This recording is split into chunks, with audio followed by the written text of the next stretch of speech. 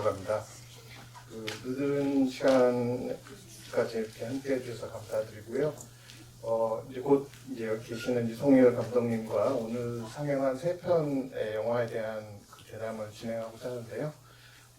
감독님 소개해드리기 전에 일단 오늘 영화들이 기획된 배경에 대해서 아주 간단히 말씀을 드리고자 합니다. 그 영화제 공지 통해서 이제 알고 계시겠지만 오늘은 이제 저희 연구소하고 DMZ 국제 다큐멘터리 영화제가 공동 기획한 그 영화제 폭력의 지층들의 2번째 날입니다. 그래서 이제 다양한 형태의 구조적 폭력, 또 인식론적 폭력 중에서 특히 환경 폭력이라고 할 수 있는 그런 주제들을 다루는 다큐멘터리 2편하고 극 영화를 이제 오늘 상영했는데요.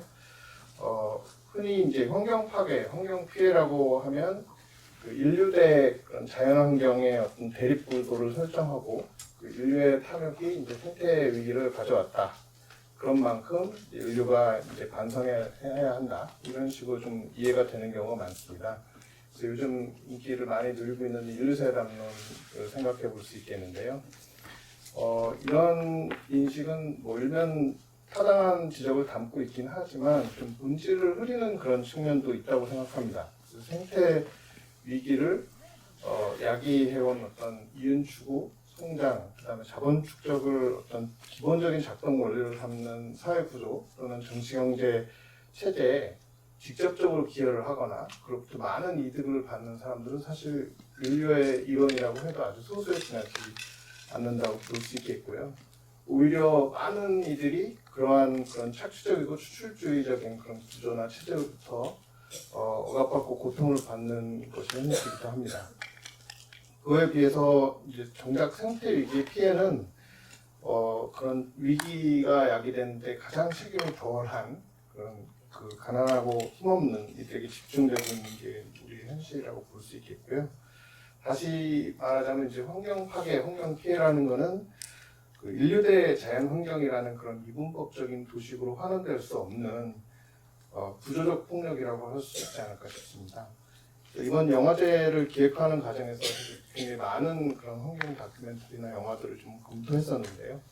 그 중에서도 이 환경 파괴와 피해가 조금 전에 말씀드린 것 같은 그런 구조적 폭력이라는 점을 좀 반추할 수 있는 영화, 그리고 그런 메시지를 전달함에 있어서 전문가나 어떤 특정 활동가의 그런 설명에 지나치게 의존하지 않는 그런 영화, 그리고 이런 구조적 환경 폭력을 맞닥뜨리는 최유선 공동체의 삶을 좀 단순하거나 낭만하지 않는 방식으로 생각해 볼 수 있는 영화, 그런 영화들을 좀 찾아보려고 했고요. 그래서 오늘 상영한 다큐멘터리 세계가 충돌할 때, 그다음에 Thank You for the Rain, 그리고 조금 전 이제 관람하신 그 영화 비스트는 이제 그런 문제의식에서 선정되었던 점 말씀드리고요.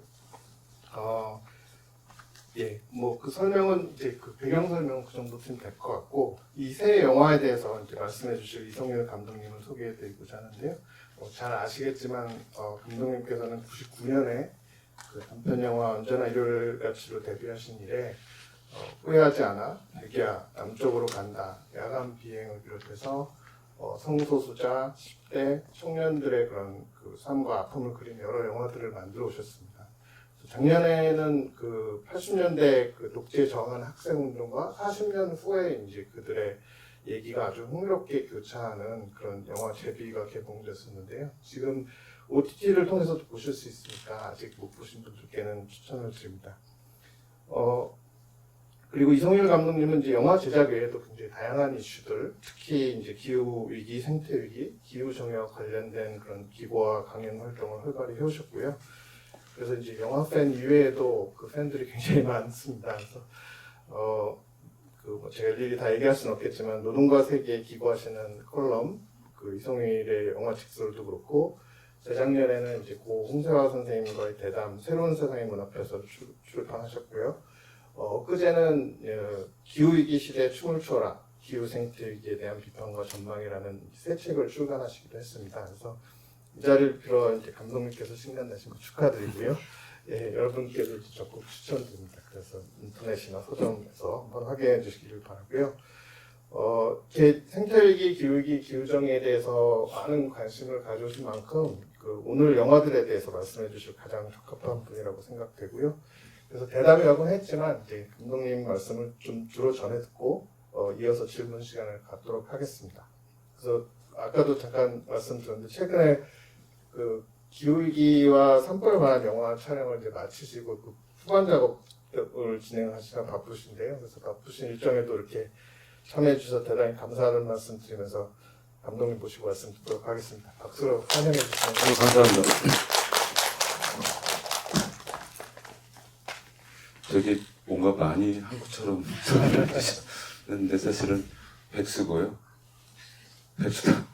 많은 백수면 많은 시간이 나서 한 3년 전부터 페이스북에 수다를 좀 떨었는데 본의 아니게 기후 생태 문제에 관심이 좀 있었었고 그러다 보니 뭐 민주노총을 비롯해서 왜 요즘에 유행을 하는 게 어쩌다 뭐 이런 식이잖아요. 정말 어쩌다 보니 한 3년 동안 강의를 다니게 됐어요. 그래서 문제 강의를 다니면서 느꼈던 문제의식을 토대로 해서 이번에 이제 책을 쓰게 됐는데 되게 공교롭게 또 책을 마감하고 있는 와중에 연락이 왔고요.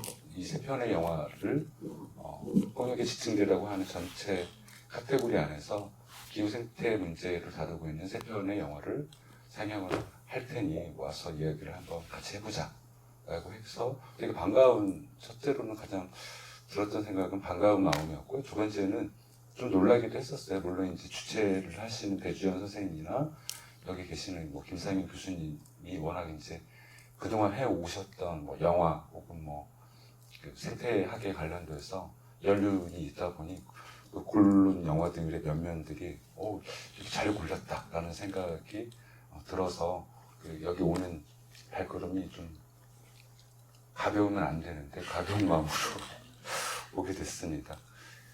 대담이라고 그래서 별 생각 없이 왔는데 혼자 막 떠들으라고 그래서 짧게 이야기, 세 편의 이야기만 좀 정리를 좀 하고 가면 좋을 것 같습니다. 혹시 여기 오신 분들께서 세 편 다 보신 분 계신가요? 그럼 두 편 보신 분 있으신가요? 한 세 분, 네 분 계시고 나머지는 이게 좀 처음 보신 거구나. 그러면 첫 영화부터 얘기를 하면 못 본 영화를 저 이야기를 하는 거네요. 처음 영화가 세계가 충돌할 때라고 하는 다큐고요. 두 번째 영화가 말씀하셨던 것처럼 Thank You for the Rain이라고 케냐 동부를 다루고 있는 다큐예요.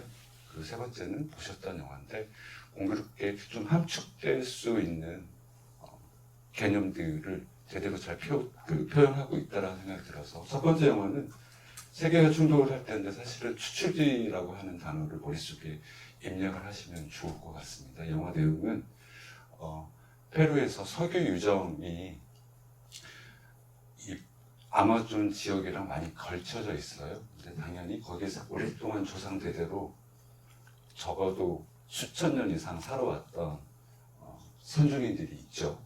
당연히 이제 그 고향들을 뺏길 염려 때문에 싸우게 될 수밖에 없고 2016년에는 정유소, 도로, 그래서 물류 자체를 완전히 중단시킬 정도로 대대적으로 투쟁을 벌였었죠. 고향을 뺏기기 싫으니까. 그러다가 경찰하고 굉장히 격렬하게 충돌을 해서 많은 사상자가 이제 발생을 했고 그거를 추적을 하는 다큐멘터리예요. 근데 추출지라고 하는 걸 제가 머릿속에 꼭 입력을 하시면 좋을 것 같다라고 말씀드렸던 게 물론 그 영화 안에서는 추출지의 어떤 경우들, 개념들에 대해서 설명을 하지는 않지만 전체적으로 봤을 때는 우리 세계가 제가 이 세 편의 영화를 노동과 세계 칼럼에 소개를 하면서 그런 표현을 썼거든요. 가끔 기후 위기 관련해서 시위를 나가면 어린 아이들부터 해서 지구를 지키자. 그래서 색종이 오려가지고 지구 모양 이렇게 예쁘게 알록달록 하거든요. 그거 볼 때마다 도대체 저 지구는 무슨 지구인지 사실 아무리 기후 변화가 좀 심각한 상황이긴 하지만 기후 패턴이 이제 무너져서 인류가 다 사라지더라도 지구는 건재할 거거든요. 태양이 와서 잡아먹거나 소행성이 와서 박살나지 않는 이상 뭐 저렇게 지구를 걱정하지? 이런 생각이 사실 그러니까 좀 어리석은 인간의 어떤 느낌마저 들 정도로 오히려 우리가 지구를 바라볼 때는 이 행성 안에서 자연, 인간 그리고 자본주의 체계 전체적으로 어떻게 어떤 사슬로 어떤 연결고리를 가지고 이어져 있는지 보는 어떤 시야가 폭넓은 시야가 굉장히 중요하다라는 생각이 들고요. 그걸 이해하는데 추출주의가 굉장히 중요한 어떤 지도를 그려 보입니다. 말 그대로 추출을 하는 거예요. 그냥 뽑아서 쓰는 거잖아요. 추출이라고 하는 거가. 근데 이 표현은 사실 북반구 지식인들이 만든 게 아니라 라틴 아메리카 남미 쪽의 지식인들과 선주민들이 특히 이제 페루 그 다큐 세계가 충돌할 때 거기 배경으로 하고 있는 페루의 원주민들을 비롯해서 선주민들을 비롯해서 이분들이 문제를 제기를 했던 거예요. 북반구 자본주의가 너희들의 끝없는 대량 생산과 대량 소비를 위해서 제국적인 생활 양식을 위해서 지금 우리의 땅을 빼앗고 석유를 비롯해서 금속까지 계속 추출해가고 있다라고 하는 거를 문제를 제기를 했던 거죠. 그래서 얼마 되지 않는 따끈따끈한 개념이고요.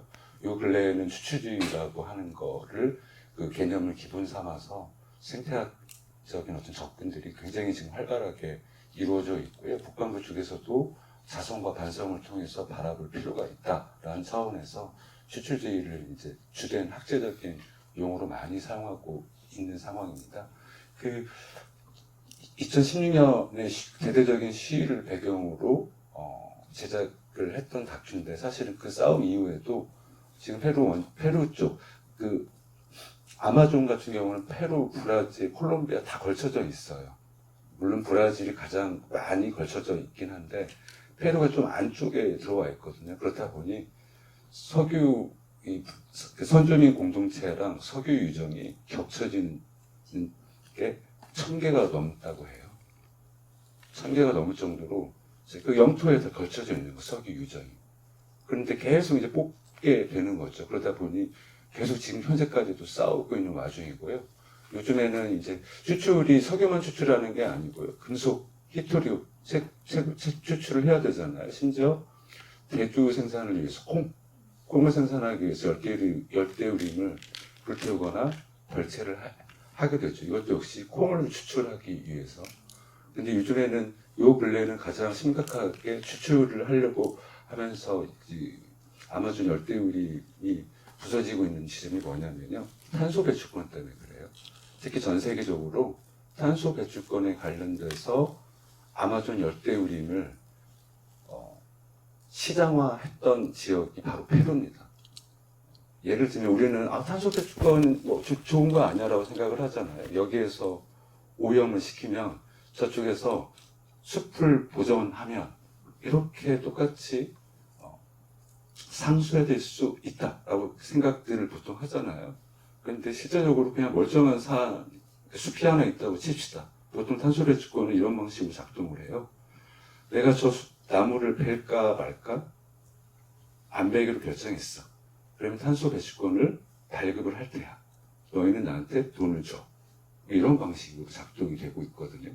근데 심지어 잠깐 번외 이야기이기도 한데 몇 달 전에 전 세계적으로 가장 많이 탄소 배출권을 발급하는 것이 인증기관이 있는데 베라라고 하는 가장 큰 기관이 있어요. 근데 그 기관이 그동안 배출했던 탄소 배출권의 90% 이상이 유령 배출권이었어요.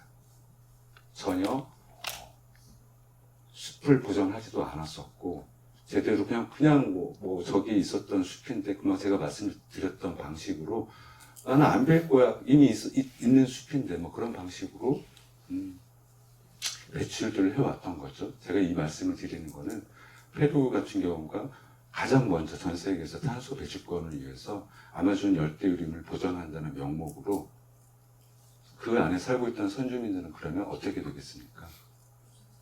쫓겨나는 거예요. 탄소 배출권 때문에. 심지어 그들은 조상대대로 나름 생태 친화적인 어떤 삶을 꾸리고 살았기 때문에 이들이 딱 빠지고 났을 때 오히려 불법적인 벌채가 훨씬 더 이루어져 있고 그게 관리조차가 안 되고 있는 상태인 거죠. 그러다 보니 숲은 훨씬 더 야금야금 파괴가 되고 있는데 계속 탄소 배출권이 발급이 되고 있는 형태가 지금 현재 그런 방식으로 작동되고 있습니다. 그래서 추출주의라고 하는 개념들을 그냥 한번 이 자리에 소개를 했으면 좋겠다는 생각이 들어서 우리 세계가 충돌할 때는 추출주의를 놓고 거기서 계속 살아왔던 선주민과 그리고 물론 이제 페루 정부가 앞에 부패한 페루 정부가 앞에 있긴 하지만 그 뒤에는 유럽과 미국을 비롯한 다국적 기업들이 다 있는 거죠. 그래서 물려와서 석유도 뽑아야 되고 심지어는 그로 인해서 발생한 기후 생태 위기 자체를 해결해 보겠다고 유령의 탄소 배출권을 위해서 또다시 선주민들을 내쫓아야 되는 이 끝없는 폭력의 그 악순환들이 벌어지고 있다.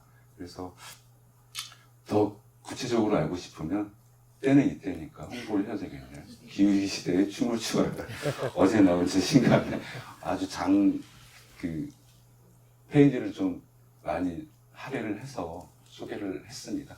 두 번째는 땡큐 포더 레인이고요. 땡큐 포더 레인은 안 보셨으니까 간단하게 소개를 드리면 페루에 있는 농부가 케냐의 푸실리였나요? 이름이?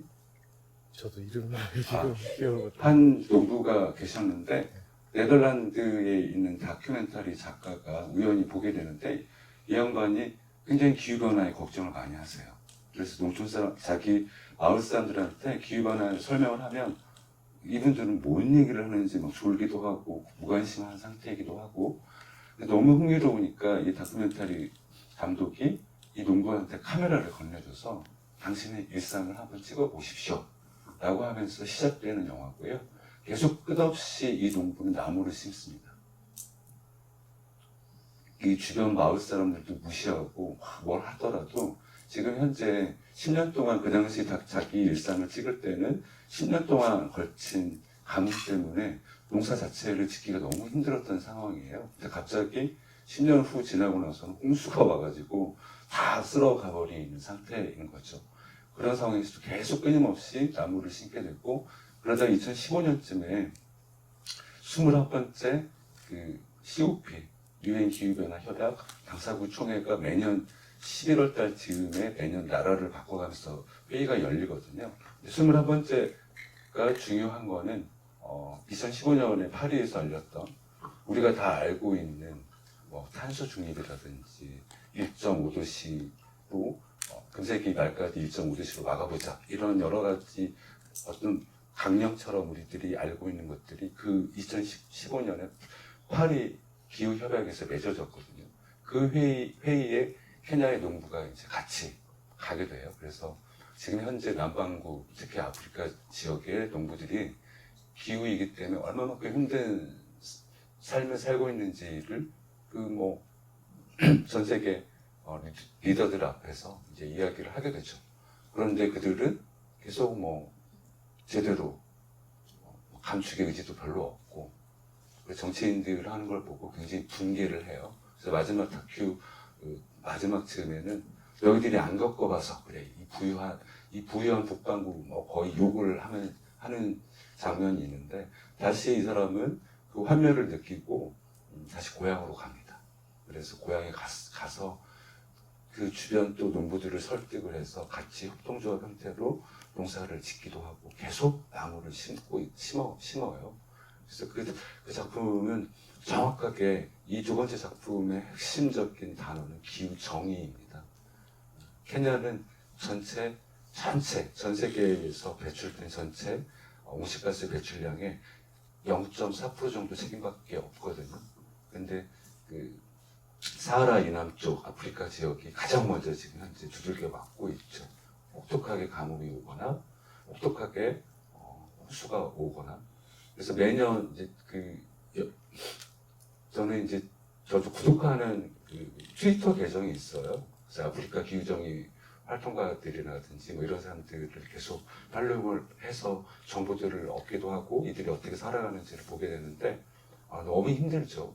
사하라 이남 같은 경우는 작년 같은 경우도 가축의 95%가 다 물이 없어서 그러니까 사람 먹을 물도 없으니까 가축한테 주지 못하는 거예요. 그 정도로 힘든 상황인데 지금 현재 아프리카 여기서 500원짜리 질문을 드릴게요. 알아맞히신 분한테 정말 제가 거금 500원을 드리도록 하겠습니다. 아프리카 대륙 전체는, 전체 아프리카 대륙은 우리 전체 온실가스 중에 몇 퍼센트의 책임이 있을까요? 1%? 5%? 정답이 아직 안 나오고 있네요. 0.5%. 아까 케냐가 0.4%라고 말씀하셨죠. 7%.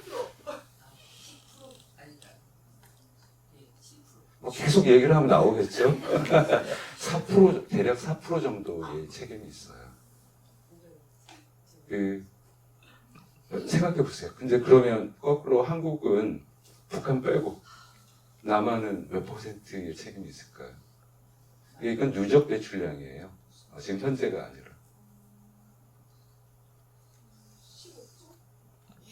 15%? 아니, 남한이 15%면. 나만 한자 세계에서 말하는 거죠. 그렇죠. 산업혁명 이후로 지금까지 누적된 전체 그때 이후로 굴뚝과 뭐 자동차와 계속 풍원했던 전체 온실가스 누적되어 있는 배출량 중에 아프리카 전체. 1에서 1.5 정도 됩니다. 아니, 너무 크게 생각을 하시는 것 같아. 그런데 생각해 보세요. 남한은 물론 지금 현재 계속 한국은 그 배출량의 속도가 OECD 국가 중에서 단연 압도적으로 높아요. 그래서 기후 악당이라고 얘기를 하는데, 기후 정의라고 하는 거는 전체적으로 배출에 대한 책임, 생태 오염에 대한 책임이 없는 빈국들, 가난한 나라들, 특히 남반구가 되겠죠. 남반구 쪽 사람들이 먼저 황폐화되고 힘들어진 어떤 상황에 대해서 이거 어떻게 할 거지? 우리가 대책을 세우긴 세워야 되는데 정의롭게 어떻게 대책을 세우고 대응할 것인지에 대한 질문 자체가 기후정의라고 얘기를 할 수가 있고요. 그게 이제 확대가 되어서 보통 기후정의는 2000년대 중반 이후로 볼리비아를 비롯해서 진보적인 나라들, 그때 당시에는 이제 좌파가 볼리비아 모랄레스 대통령이 이제 중심으로 해서 계속 국제사회에 문제 제기를 해서 기후정의라고 하는 것들이 이제 만들어졌는데, 그걸 토대로 해서 그러면 한국에서도 똑같이 적용을 할 수가 있는 거예요. 배출에 대한 책임이 없는 농부들, 저소득층들. 심지어 남성은 여성에 비해서 약 30%에서 15% 더 배출하거든요. 그래서 각각 어쨌든 탄소 불평등이 벌어지고 있는 가운데 왜 우리는 어쨌든 자원이 없는 사람들이 훨씬 더 배출을 덜 했을 텐데, 당연히 위기가 왔을 때 자원이 없는 사람들이 더 많이 피해를 입을 수밖에 없고 더 많이 두들겨 맞을 수밖에 없는 거잖아요.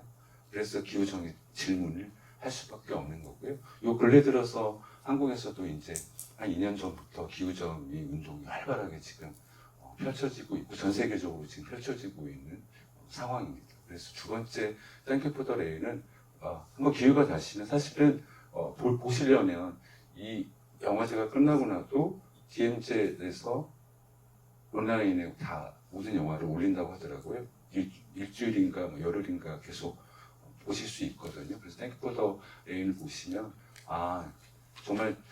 정말 책임이 없는 사람들이 오히려 앞서서, 케냐 같은 경우는 아프리카에서 가장 먼저 탄소 중립을 이루기 위해서 가장 그 배출 그 양을 어떻게 줄일 것인지 좀 선도적으로 그 대응을 하고 있는 국가거든요. 그래서 이 정도로 이렇게 배출 책임이 없는 나라들이 가장 먼저 두들겨 맞고 가장 먼저 대책을 세우려고 하고 있고 가장 먼저 나무를 심고 있는 상황에 대해서 특히 한국을 비롯한 이 부유한 북반구 국가들이 아무 생각이 없는 것에 대해서 조금 반성들을 하는 어떤 기회를 가지시면 좋을 것 같다, 이렇게 말씀드리고요. 세 번째, 오늘 보신 그 비스트, 짐승들이죠. 근데 물론 전국을 찔러서 만든 건 아니고요. 이 영화를 제가 오늘 설명드릴 어떤 또 하나의 단어로 말씀을 드리면 녹색 전환을 예를 들 수 있을 것 같아요. 원래 이 영화는 실화를 배경으로 하고 있고요. 네덜란드의 한 부부가 영화 속처럼 스페인으로 가서 친환경 농사를 짓다가 살해됐던 실제 사건이 있어요. 그리고 그거를 배경으로 해서 다큐가 이미 나와 있는 상태고요. 이 영화는 네덜란드가 아니라 프랑스 부부로 설정이 되어 있죠. 그래서 배경을 살짝 바꾸고 거기 안에 지금 현재 유럽 농촌을 강타하고 있는 녹색 전환을 배경으로 깐 겁니다. 즉 풍력, 노르웨이 기업이 실제적으로 가장 많이 이 유럽을 비롯해서 남반구에 풍력 터빈을 가장 많이 돌리고 있는 게 노르웨이거든요. 그래서 그 배경들을 이제 깔고 있고요. 공교롭게도 거의 비슷한 시기에 또 스페인에서 아나카스의 여름이라고 그 영화는 베를린 영화제 황공무상도 받았는데요. 그 영화는 전체적으로 신자유주의에 의해서 농촌이 파괴되고 있던 와중에 태양광이 들어와요. 태양광이 들어와서 더 이 구조적인 위기에 처해 있던 한 과수원 농가의 한 가족이 얼마만큼 힘들고 투쟁을 해야 되는지에 대해서 굉장히 설득력 있게 잘 만든 영화거든요. 그래서 저는 강의를 다니면서 주편의 영화를 계속 소개를 했었어요. 근데 제가 이 주편의 영화에 관심이 가지고 있었던 게 저도 만들고 싶어서 그랬거든요. 아니, 한국에서 이 태양광 문제가 되게 시끄러웠잖아요. 그래서 이걸 꼭 영화로 극영화로 한번 사실 다큐로도 아직 많이 만들어지지 못하는 상황인데 제가 좀 무릎이 그제부터 너무 심각하게 아픈 상황이거든요. 이게 6년 전에 전국 여행을 3,700km를 좀 걸어서 여행을 하면서 가장 많이 본 게 플랜카드가 거의 뭐 찢어져서 나부끼는 플랜카드였는데 태양광 반대예요. 농촌에다. 뭐 어촌도 마찬가지고 태양광, 풍력 반대 이런 것들이 농부들이 다 거신 거죠. 그래서 녹색전환 유럽 같은 경우는 그린딜이라고 그래서 그린딜을 중점적으로 해서 전체적으로 배출량을 좀 줄여보자. 그리고 재생에너지를 강화해보자. 라는 측면에서 근데 이 책임이 다 어디로 전가되느냐. 농촌에 일단 다 들어가는 거예요. 한국의 농촌에 문재인 정부 때는 태양광 때문에 난리가 났었잖아요. 저희 어머니가 시골에 혼자 사시는데 이런 말씀 하셨어요. 걔네들 때문에 덜 외로워. 왜냐하면 매일 아침 저녁으로 업자들이 바꿔가면서 계속 그 업체들이 난리 났잖아요. 그럼 계속 전화를 하는 거예요. 태양광 놓으세요. 태양광 놓으세요. 요즘 유성의 정부는 이제 뭐 다 아시다시피 원자력 마피아들이 뭐 다 득세를 하고 있는 상황이고 태양광을 그렇게 싫어하나 봐요. 문재인 정부에 얽혀져 있는 거는. 그래서 폭력적으로 좀 지금 그래서 어촌 쪽에 또 난리가 나 있는 상태이거든요. 그래서 골고루 정권을 바꿔가면서 지금 이런 상황인데 유럽도 똑같이 지금 마찬가지입니다.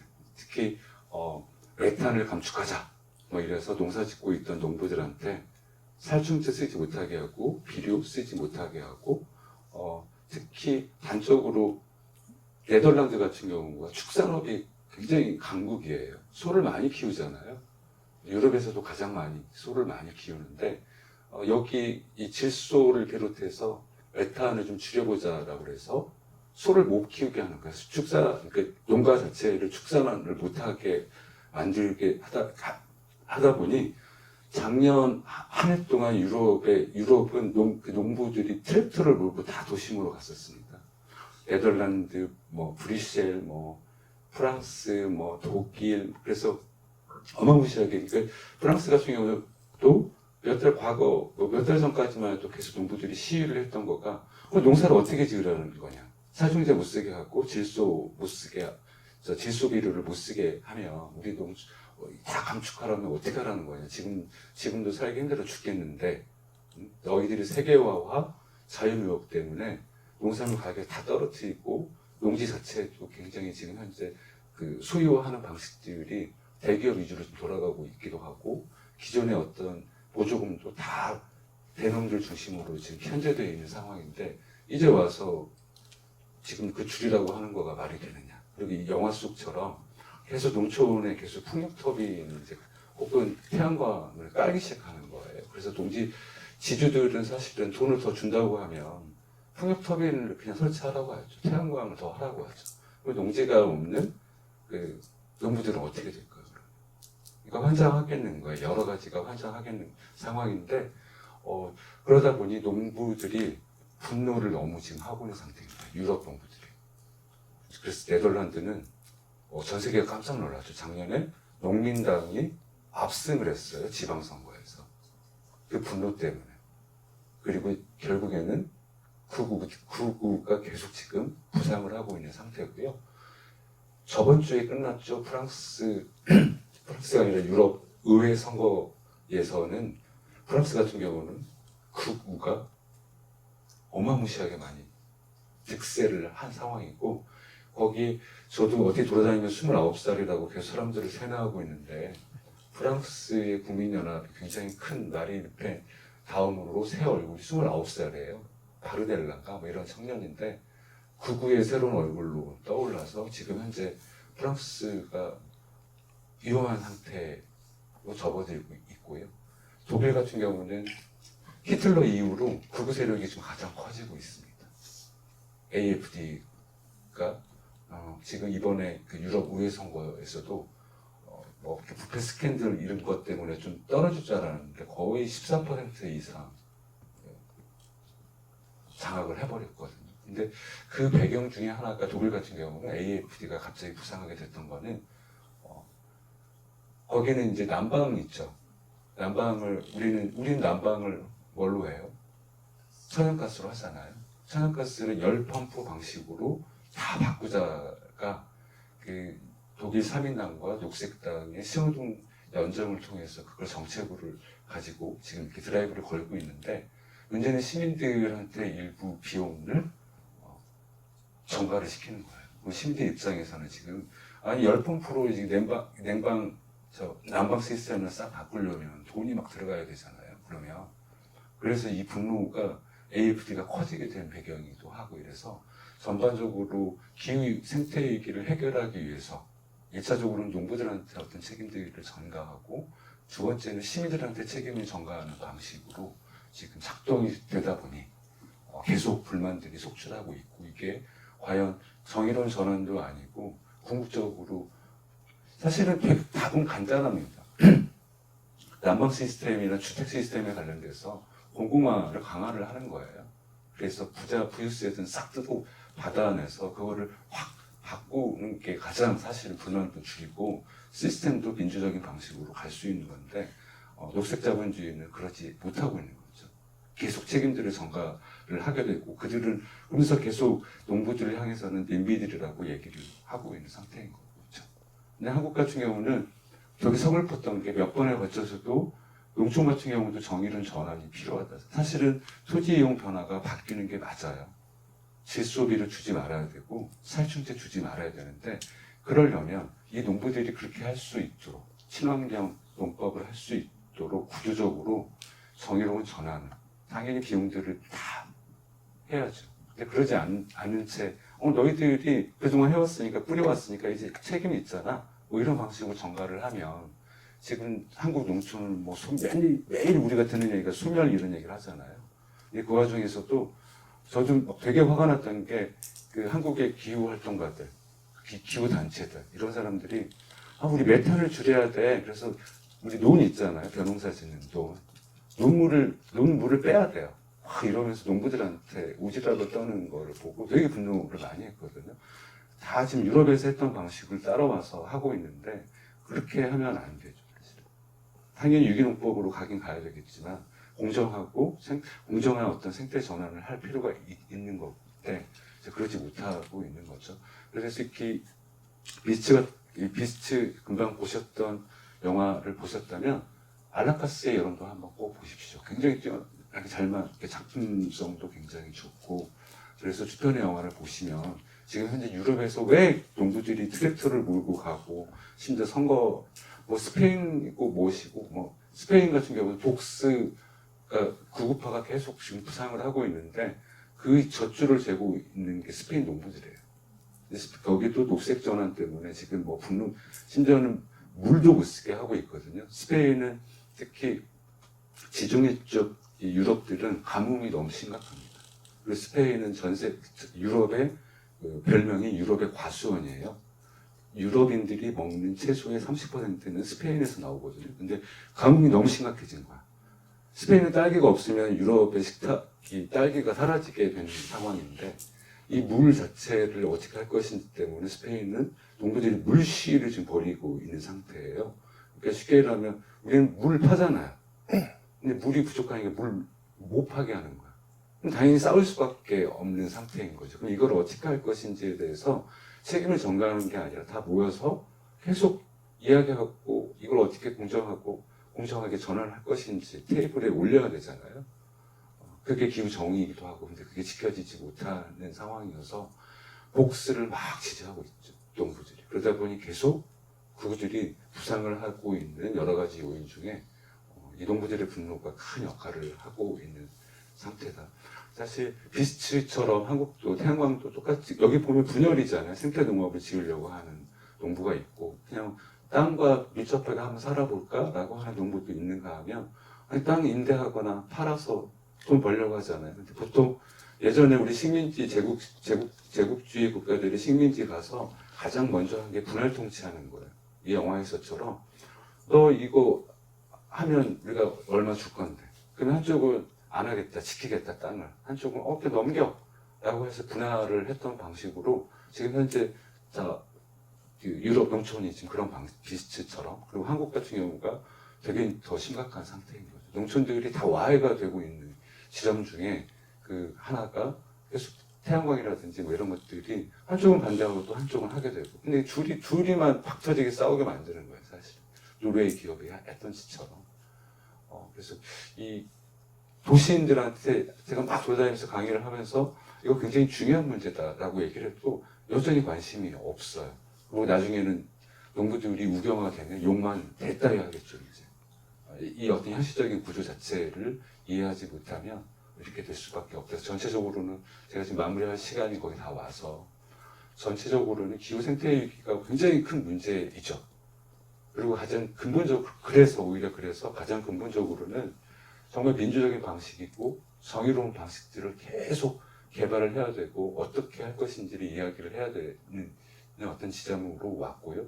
이걸 끝없이 그래프를 그려가면서 막 사람들한테 얘기하는 과학자들이나 소위 전문가들은 너무너무 위선적이기도 하지만 그들은 해결할 수도 없다라는 생각이 들어서 전반적으로 기후 생태 위기에 관련된 접근 방식들을 이 세 편의 영화들이 좀 전체적으로 좀 보여주는 게 아닐까. 그래서 다시 정리를 하면 추출주의랑 기후정의 관점. 그리고 세 번째는 현재의 지금 녹색자본주의가 진행하고 있는 녹색전환 프로그램이 결코 정의롭지도 않고 생태주의적이지도 않아서 문제다.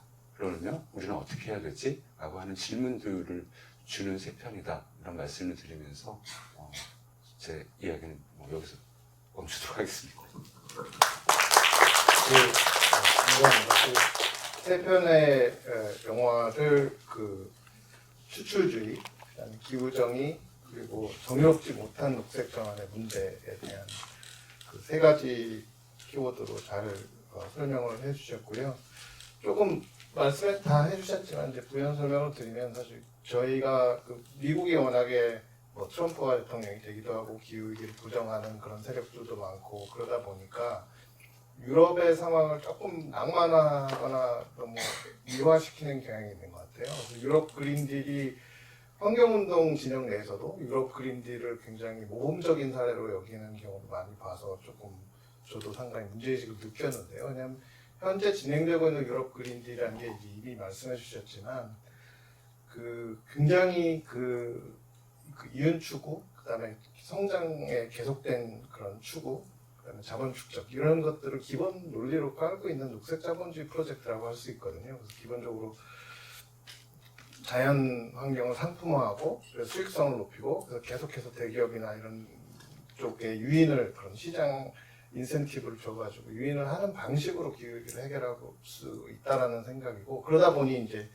비스트의 영화 배경과 같이 그러니까 에너지의 공공성이라든지 이런 거를 더 강화하고 그다음에 그런 전환들이 모두에게 평등하고 정의롭게 이루어지는 방식보다는 수익성이 있는 쪽으로 흘러가게 되고 그럼 결국에는 이제 영화에서처럼 최일선 공동체에 있는 사람들끼리 서로 물고 뜯고 핥히든 당하는 방식으로 이루어지는 그런 면이 있는 것 같아요.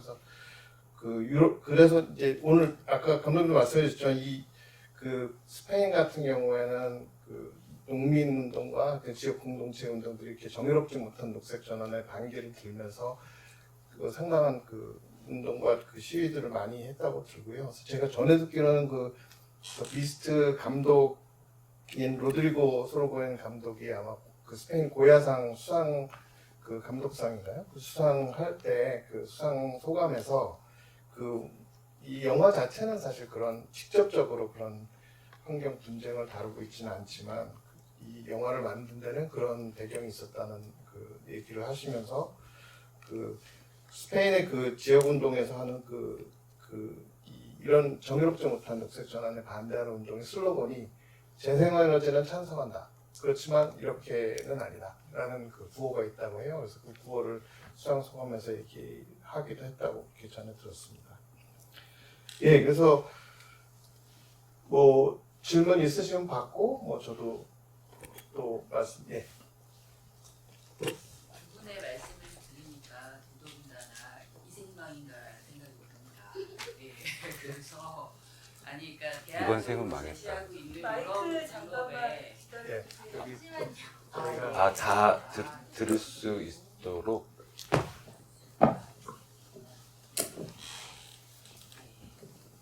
네, 안녕하세요. 저는 한신대에서 강의를 좀 하고 있고요. 예, 이 문제에 관심이 있고 이 영화를 알고 봤더니 30분 요약본을 보고 왔더라고요. 제가 모르고 지금 보고 있었는데 그 짱짱 그거 말고 2시간 넘는 영화를 보니까 정말 많은 맥락들이 더 숨어 있어가지고 굉장히 잘 봤는데 말씀드린 것처럼 들을수록 이승만이라는 생각이 들어서 무려 좌파들조차도 어떤 대안도 그렇게 이런 자본주의 시스템에 대한 대안도 없이 그럼 계속 그거를 그렇게 녹색 자본주의 형태로 계속 생산하고 있다면 도대체 지금까지 가장 현실적이면서 재생을 추구하는 방식으로 제시하고 있는 대안이 뭘까라는 지금 얘기도 하고 아까 말씀하신 에스파냐, 그 스페인에서 지금 농민들도 지금 이렇게 우파당을 지원할 수밖에 없는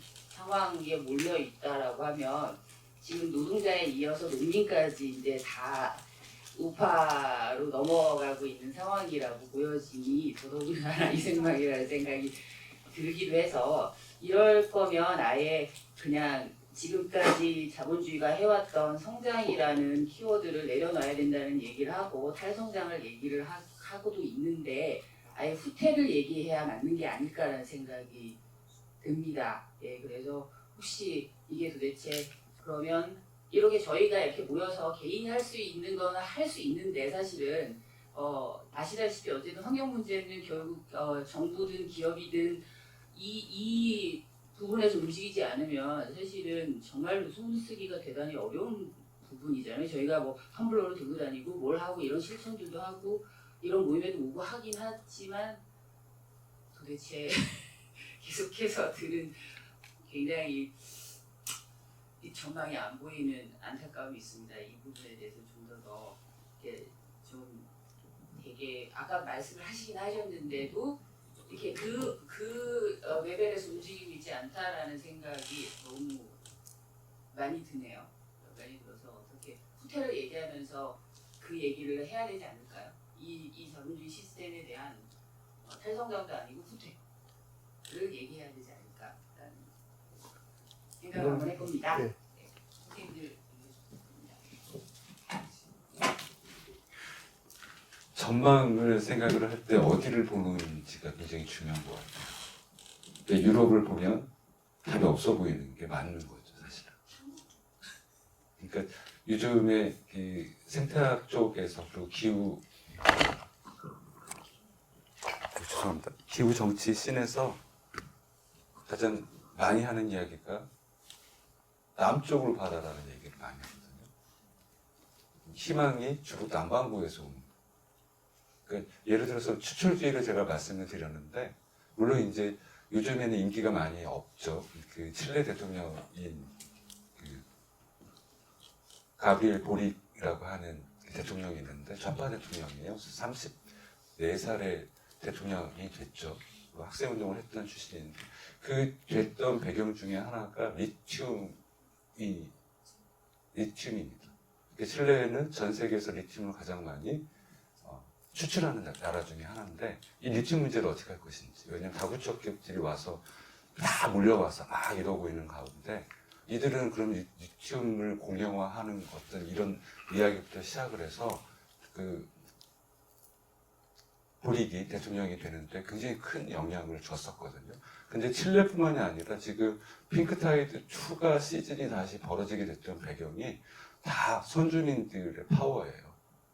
왜냐하면 그들은 부패한 정부하고 싸우기도 하지만 다국적 기업들하고 싸우기도 하고 유럽과 미국과 싸워서 좌파 정부들이 계속 밀어 올리고 있다는 거죠.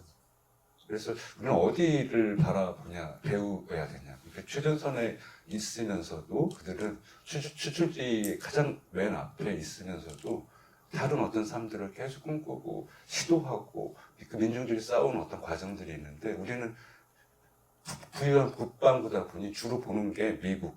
그래서 트럼프를 보고 이생망을 얘기를 하거나 아니면 유럽을 보고 저 녹색 전화 저거 어떻게 할 것이냐 라고만 생각을 하는데 사실 그래서 이제 좀 진보 진영 특히 이제 좌파적으로 생태 문제를 기후 문제를 사유하는 사람들이 주로 보는 거는 남쪽이죠. 이들 특히 남반구에 있는 이들 운동과 어떻게 연대를 해서 국제적 연대를 어떻게 하고 어떤 거를 개발을 할 것인지. 그래서 요즘 뭐 제가 유럽을 이렇게 뭉쳐서만 얘기를 드렸지만 좌파들이 그래서 이 녹색 자본주의의 일정들에 반대하고 다른 대안들을 많이 마련하고 싸우고 있는 와중이에요. 그래서 생태 사회제뿐만 아니라 뭐 예를 들면 그리스나 스페인 같은 경우도 자동차 기업들이 이제 예를 들어서 지금 내연기관 자동차들은 문을 닫아야 되잖아요. 그래서 멈춰요. 그러면 거기에 일을 하고 있던 노동자들이 일자리를 잃어버리게 되잖아요. 그래서 공장을 해서 나가라고 하니까 이들이 기후운동가 같은 그레타 툰베르나 뭐 이런 사람들과 연대를 해서 그냥 점거를 해버립니다. 점거를 해서 이들이 너무 섹시해, 섹시한데 너무 멋있어요. 뭘 하냐면 그동안 내연기관 자동차를 만들었는데 지금 우리는 화고 자전거, 그러니까 화물용 자전거 그리고 태양열 그 접지편을 만들겠다. 그래서 그 크라우드 펀딩도 하고 막 지금 이래서 성공적으로 돈을 모으고 있는 상태이기도 하고 그게 그리스나 뭐 스페인이나 자주관리를 비롯해서 다 그런 방식으로 싸우고 있는 게 현실이기도 하고 근데 딱 남쪽이나 다른 아프리카에 싸우고 있는 분들 이렇게 기후정의 활동가들 이렇게 다 보면 뭐 부채 문제를 비롯해서 다 오히려 다 앞서서 대안들을 이미 다 제시를 했고 이쪽에서 부유한 이쪽에 살고 있는 사람들은 연대를 어떻게 해서 특히 이제 한국 쪽에서는 어떻게 더 상상력을 비전을 가지고 어떻게 싸울 것인지 계속 이야기를 할 필요가 있다라는 생각이 듭니다. 계속 딴데 우리한테 주어져 있는 좀 협소한 시야에 머물면 계속 망했네, 대안이 없네라고 생각을 하는데 조금만 넓혀서 행성적 사회라고 하는 게 이렇게 악순환도 있지만 희망의 사슬도 존재를 하잖아요. 그런 것도 계속 더듬다 보면 고구마 줄기처럼 뭐 이렇게 막 덩이들이 나올 수밖에 없다. 그런 말씀 드리고 싶습니다. 예, 저도 조금만 그 감독님 말씀하신 거 공감하면서 말씀을 드리면 비관을 하기에는 한 것이 너무 없다고 생각합니다. 저는 그래서 그 비관을 할 때는 아닌 것 같고요. 무슨 맥락이냐면 초록은 동색이 아니다라는 것을 인지하는 거가 먼저인 것 같아요. 이제까지 환경운동이 많은 것을 했지만 사실 기후정의 아까 말씀하셨고 그런 부분들을 얘기를 안 했거든요. 안 했기 때문에 노동자 농민들로부터 그런 반발이 나왔다는 것을 알면 사실 지금부터라도 그런 걸 시작해야 되고요. 기후정의 말씀하셨지만 기후정의 운동의 맥락을 생각해 보실 필요가 있을 것 같아요. 그러니까 2000년대부터 기후정의라는 이제 키워드가 좀 나오기 시작하고 2010년대 이후에 확산되기 시작했는데요. 기후정의 운동이 처음 나올 때 가장 타겟을 삼았던 것은 물론 대기업이나 권력이지만 동시에 어찌 보면 더 강하게 비판의 대상을 삼았던 것은 환경운동이에요. 왜냐하면 그 이전까지 기후위기에 대응하기 위해서 환경운동이 해왔던 것들이 계속 정치 리더들에게 읍소하듯이 해서 탄소 감축을 하자.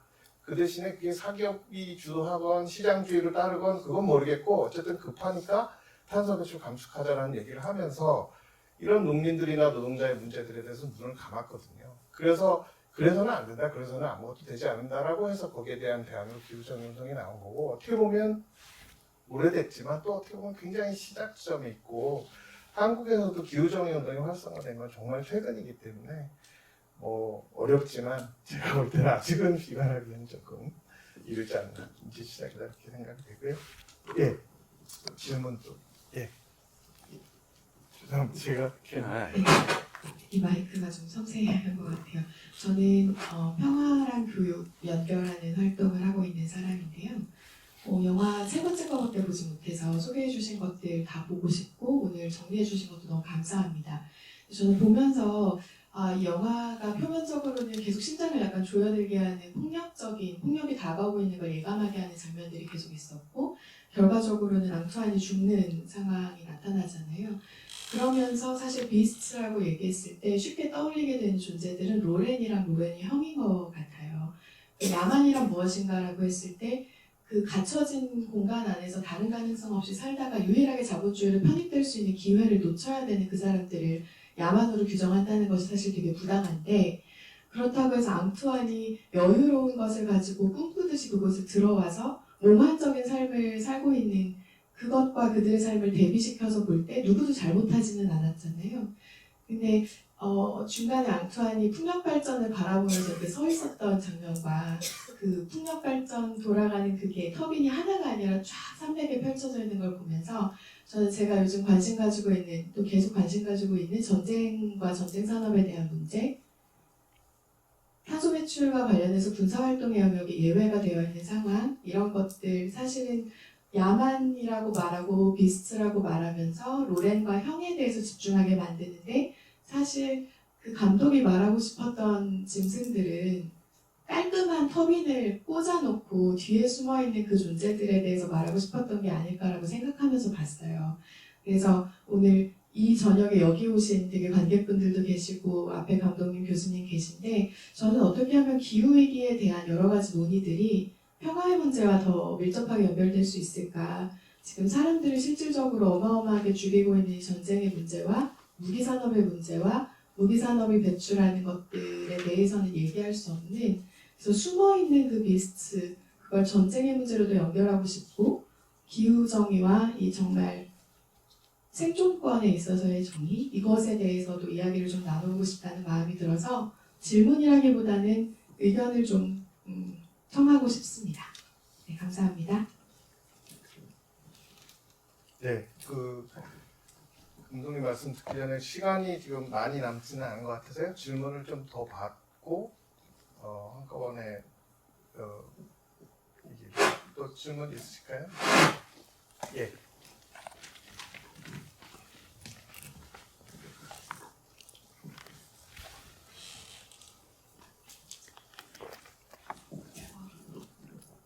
저는 Thanks for the Rain에서 그 인도 국가의 이제 대표가 했던 말이 굉장히 좀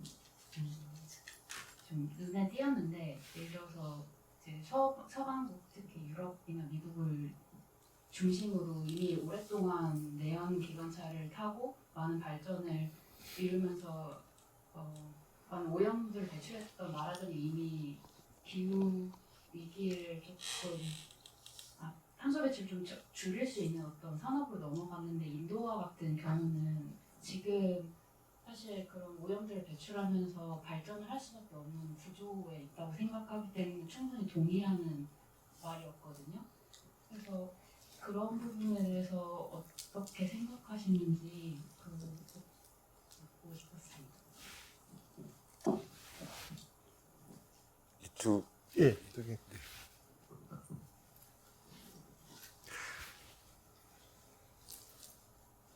이제 92년이죠. 유엔 환경 계획 시작한 게 리오. 리우가 지금 제가 술이 덜 깼나 봐요. 92년부터 처음 첫 지구 정상회담이 열린 이후로 지금까지도 공회전을 거듭하고 있는 이유 중에 하나가 방금 말씀하셨던 땡큐포더 레인의 인도 이 책임자가 얘기를 하는 것처럼 그동안 북반구가 특히 유럽과 전체 누적 배출량의 책임이 북반구 데이터를 인용하면 미국 같은 경우는 25%, 유럽연합은 23에서 24% 정도 돼요. 그 전쟁까지 포함인가요? 전쟁으로 인한 기후 파괴까지 포함일까요? 전체 산업혁명 이후로 그러니까 전쟁까지 포함해서. 뭐 모든 모든 거죠. 탄소 배출. 근데 그거는 제가 지금 말씀드렸던 거는 북반구 데이터고요. 또 남반구에서 어떻게 산정하냐에 따라서 사실은 큰 차이로 좀 흔들리기도 하거든요. 근데 북반구 입장에서 보더라도 거의 50% 정도가 미국과 유럽 연합인 거잖아요. 그렇다고 치면 지금 예를 들면 중국 같은 경우도 인도 입장이랑 똑같아요.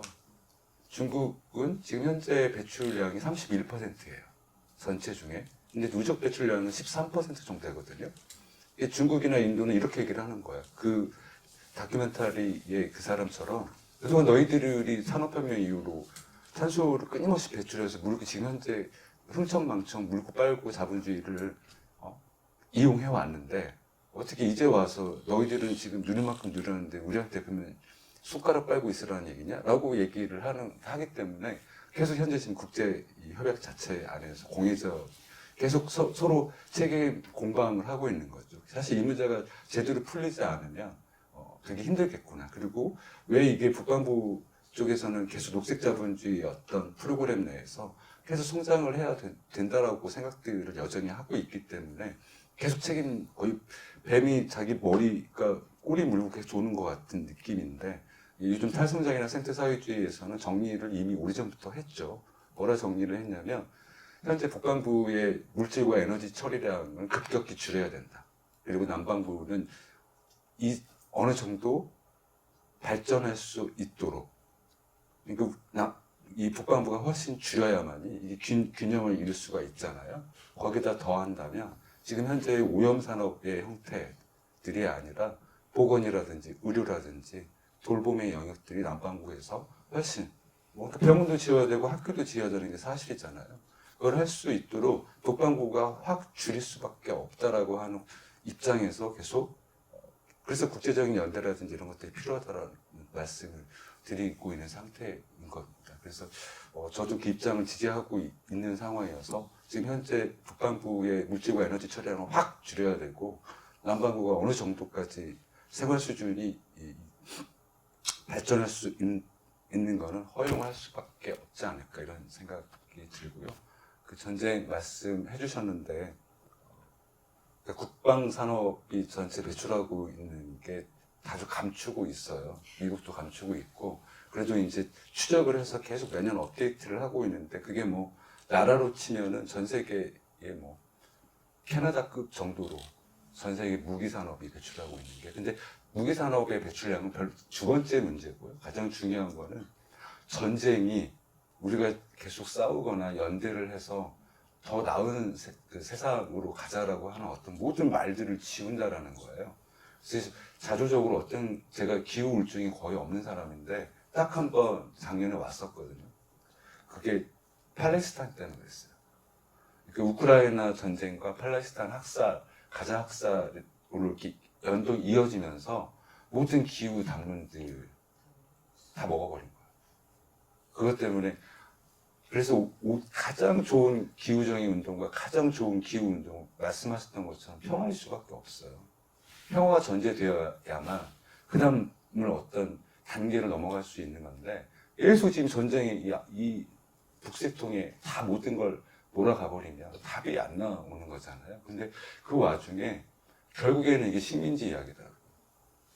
유럽과 미국 그래서 이스라엘을 앞장서서 가자를 예전 15세기 말 이후로 계속 조직했듯이 그걸 그대로 보여주고 있는 형태거든요, 지금. 그래서 결국 식민지 문제가 지금까지도 팔레스타인까지 지금 이어지고 있는 상태인 거고, 요 식민주의, 제국주의를 우리가 어떻게 극복을 할 것인지가 선결돼야만 되고, 그래서 전체적으로 탈성장이든 생태사회주의든 지금 많이 확장이 되고 있어요. 그래서 이 제국주의, 식민주의를 어떻게 극복을 하면서 기후 생태 문제들을 해결할 수 있을까? 그래서 뭐 관련한 책들도 많고 뭐 이래서 관심 있으시면 계속 읽고 토론하고 뭐 그랬으면 좋겠다 이런 말씀을 계속 빨리 끝내야 될 것 같은데. 그래서 어쨌든 정말 중요한 말씀을 하셨고요. 평화 굉장히 중요하다. 근데 조금 더 정치적으로 사유를 할 필요가 있다. 그거는 군사주의보다 훨씬 더 큰 문제인 제국주의와 시민주의의 문제를 꼭 해결해야만 기후 생태 위기도 해결할 수가 있다. 그 말씀 드리면서 마무리하도록 하겠습니다. 예, 감독님께서 잘 말씀해 주셨는데 조금만 제가 부연을 하면요, 시간이 없어서 길게 얘기는 못하겠고요. 먼저 이제 아까 인도 얘기해 주셨는데 이미 감독님께서 다 말씀해 주셨듯이 인도나 중국이든 아니면 제3세계들이 발전해야 될 권리를 얘기하는 것은 당연히 타당하지만 어떠한 개발인지 발전인지에 대해서는 문제를 제기해야 될 것 같아요.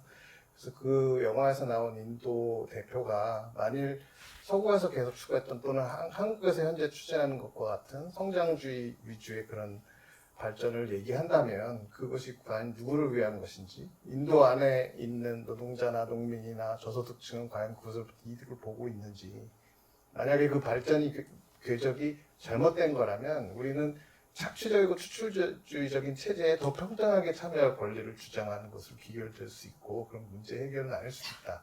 이런 부분을 같이 봤으면 좋겠고요. 전쟁 얘기하신 것도 이제 맞는 말씀인데 한편으로는 양면적인 것 같아요. 제가 볼 때는 굉장히 극단적이고 가시적인 폭력에 대해서는 사람들이 반응을 하거든요. 전쟁이 나서 수많은 사람들이 폭격을 받고 죽으면 분노를 해요. 그런데 영화에서도 이제 잘 나타나지만 세계가 충돌할 때 같은 영화를 보면 경찰이 열몇 명이 죽으니까 아주 난리가 나거든요. 왜냐하면 즉각적인 폭력이고 너무나 가시화되기 때문에. 그러나 굉장히 오랜 세월 동안 느린 폭력으로 인해서 선주민들이 오랫동안 고통받고 죽어가는 것에 대해서는 폭력이라고 느끼지를 않거든요. 그래서 전쟁, 군수 산업이나 이런 거에 대한 문제적인 저도 100% 동의를 하지만 또 역으로 보면 우리가 흔히 생각하는 기후위기가 얼마나 폭력적인가, 전쟁하고 얼마나 다른지에 대한 그런 역발상도 좀 필요한 것 같다는 생각이 들었습니다. 이 시간이 거의 다 되세요. 그러면 더 질문을 받기보다는 그래도 감독님 멀리 힘들게 오셨으니까 정리하는 말씀 듣기로 하고 오늘 자리를 마감하도록 하겠습니다. 예. 힘들게는 안 하고요. 지하철 타고 왔습니다. 되게 이런 자리 불러주셔서 감사드리고요. 다른 영화들, 폭력의 지층들이 되게 좋은 프로그램이더라고요. 그래서 계속 외진 사례가 나올 정도로 작지만 되게 알찬 구성이 아닐까. 그리고 제가 어제 모 환경단체 랑 술을 마셨거든요. 그러면서 이 폭력의 지층들 이야기를 했어요. 그러니까 아니 너희들이 해야 되는 것들이 지금 딴 데서 열심히 하고 있잖니 뭐 이렇게라고를 했었는데 계속 모쪼록 지금 사실은 굉장히 많이 만들어지고 있습니다. 다큐든 뭐든 근래에 들어서 기후생태 문제라든지 벵골만에 관련된 다큐들은 굉장히 훌륭한데 소개가 많이 안 되거든요. 거기 기후적인 관점들을 많이 다루고 있는데 이런 기회들이 계속 많이 늘어나서 어쨌든 이걸 가지고 토대로 해서 계속 많은 이야기들을 함께 나누다 보면 더 좋은 이야기들로 확장이 될 수 있겠다. 그래서 어쨌든 오늘 짧은 시간이긴 했지만 이렇게 만나고 이야기 나눌 수 있어서 너무 감사하고 반가웠습니다. 돌아가신 길 편하게 돌아가십시오. 감사합니다. 감사합니다.